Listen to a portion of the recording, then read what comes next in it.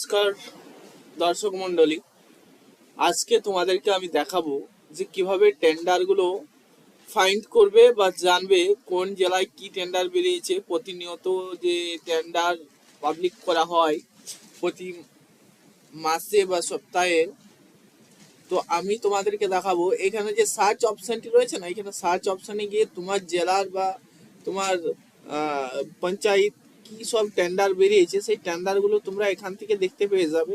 তো তোমাদেরকে প্রথমে যে কাজটি করতে হবে, এরকম একটা সার্চ বক্সের উপরে ক্লিক করলে এরকম একটা ইন্টারফেস খুলে যাবে। ইন্টারফেস খুলে যাওয়ার পরে এখানে ধরো ওপেন টেন্ডার তোমরা সার্চ করবে, তো ওপেন টেন্ডারের উপরে ক্লিক করবে। ওপেন টেন্ডারের উপরে ক্লিক করার পরে তুমি যে ডিপার্টমেন্টের দেখতে চাও সেই ডিপার্টমেন্টটা এখান থেকে সিলেক্ট করে নেবে।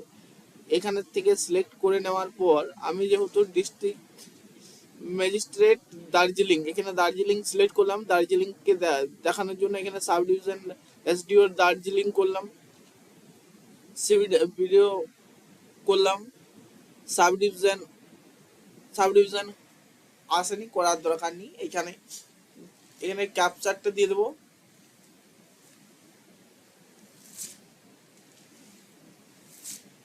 ক্যাপচার দিয়ে দিলাম, ফিল করে দিলাম। এরপর আমি সার্চ অপশনে ক্লিক করব। সার্চ অপশনে